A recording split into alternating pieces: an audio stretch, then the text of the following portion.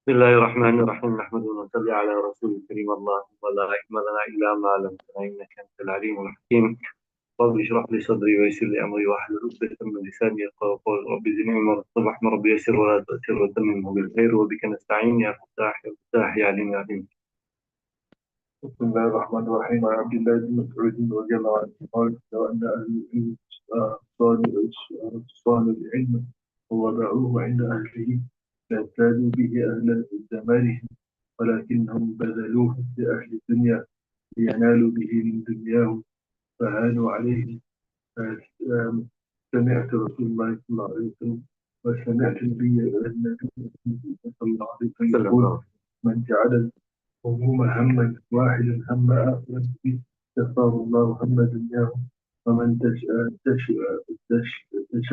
تشبع به هموما في أحوال الدنيا لم يبال الله في أي أوديته هلك. رواه ابن ماجه. عبد الله بن مسعود رضي الله عنه نهيت رسول الله صلى الله عليه وسلم قال: لو أن when the people of knowledge they pass the knowledge to the people, they place the knowledge by those who are deserving of it, then they would have ruled over the people of the time. However, they passed it on to the people of the dunya to acquire by it some of the dunya as they are discarded by them.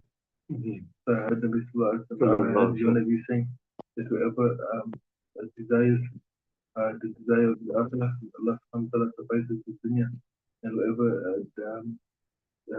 desires that those things of the dunya, that Allah subhanahu wa ta'ala does not worry which of these values that he destroys. جزاك الله خير. وروى البيهقي في كتاب الإيمان عن ابن عمر من قوله: من جعل الهموم إلى آخره, that whoever makes his desires until the end. So does hadith invite the scholars to think and to realize the status of a person of ilm, right? Abdullah ibn Mas'ud radiallahu ta'ala anhu said something that was very important.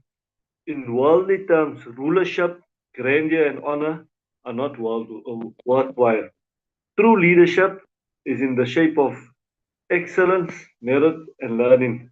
This is why it does not behave of the scholars to become kings or rulers. Why it doesn't behave of them? Because they are in fact the spiritual rulers of the world, and they rule the hearts and the minds of the people. That is where their leadership is supposed to be. They were supposed to be the leader of the people's hearts, not just the leaders of the world. They're supposed to be the leaders of the hearts, and they shouldn't be carried away uh, with the dunya. Then Allah subhanahu wa ta'ala mentioned the Quran in Majid. In the Quran, يَرْفَعُ اللَّهُ الَّذِينَ آمَنُوا مِنْكُمْ وَالَّذِينَ أُوتُوا الْعِلْمَ دَرَجَاتٍ. Allah subhanahu wa ta'ala raises those who believe and those who have been given knowledge to high ranks, to show you who's of real excellence. Is it the king that's of excellence, or is it the scholar that is of excellence? So this is what is Abdullah ibn Mas'ud radiallahu ta'ala narrates that he said that if you knew, you wouldn't have just given knowledge to anybody. If you knew the value of knowledge, you would have treasured it, and you would have yourself became the king. Chalo. عن الأعمش قال: قال رسول الله صلى الله عليه وسلم: آفة العلم علم النسيان وإضاعته أن تحدث به غير أهل أو الدارمي مرسلا. فأعمش نظرت رسول الله صلى الله عليه وسلم the calamity of knowledge, the tragedy. The tragedy of knowledge is forgetfulness, and losing it is mentioning some areas of the people. Right.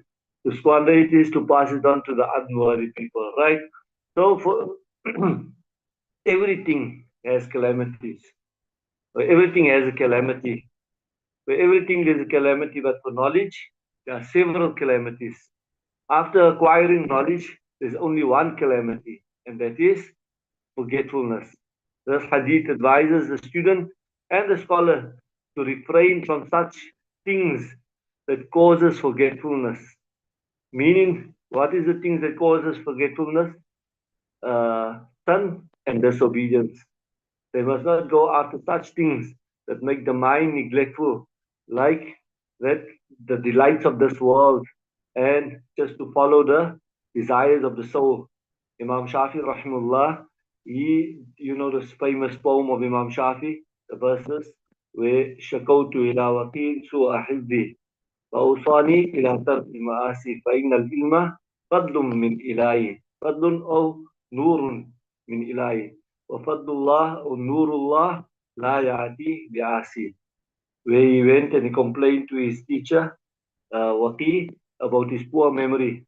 So Imam Waqi advised him to give up disobedience. Why? Because the ilm of Allah is a blessing from Allah. And the blessings of Allah doesn't goes with the sinner. So this hadith concludes with the statement that to present knowledge to those unworthy of it, it is a waste.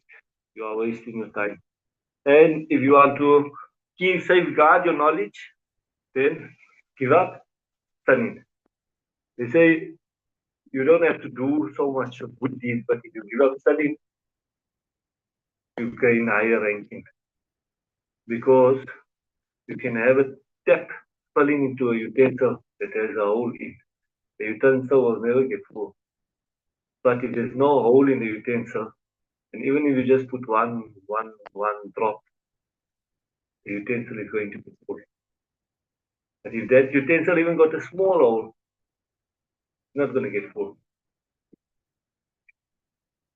Shut وعن سفيان عن عمر بن الخطاب رضي الله عنه قال لكعب من أرباب العلم؟ قال الذين يعملون بما يعلمون. قال كما أخرج العلم من قلوب العلماء. قال الصنعة رواه الدارمي. سفيان لديك عمر بن الخطاب رضي الله عنه كعب وكتب كعب the Lord of knowledge that those who first that which you know. Then said, and what takes out knowledge from the heart of the scholar is the greediness.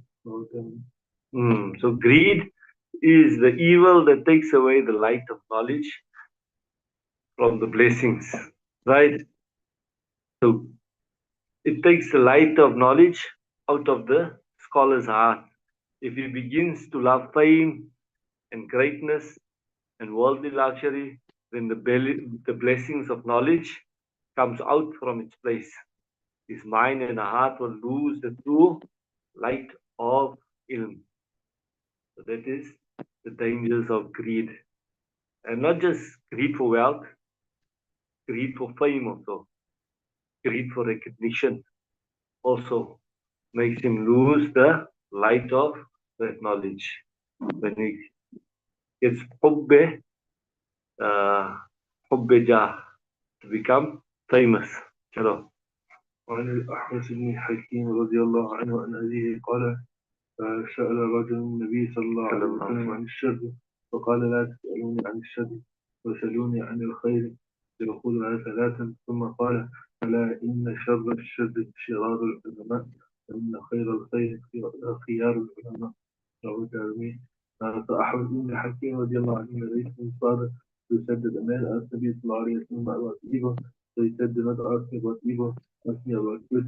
So he said the three times that he said that beware that indeed the worst of the worst is the slip of the ulama or the evil of the ulama, and indeed the best of the best is the goodness of the ulama. So the scholars is supposed to be a role model, a model for the masses, for the general public who are their followers. The scholars' qualities are emulated by many people. That's why the scholars must be the role models. They must be the best of people. When they become the worst of people, then the people will follow them in that. But when they become the best of people, people will follow in them. So this is all encouragement to say that you must do everything for the pleasure of Allah subhanahu wa ta'ala. Keep your intentions clean. It's just for Allah subhanahu wa ta'ala's pleasure. And it is also to show you that become the role models for the public.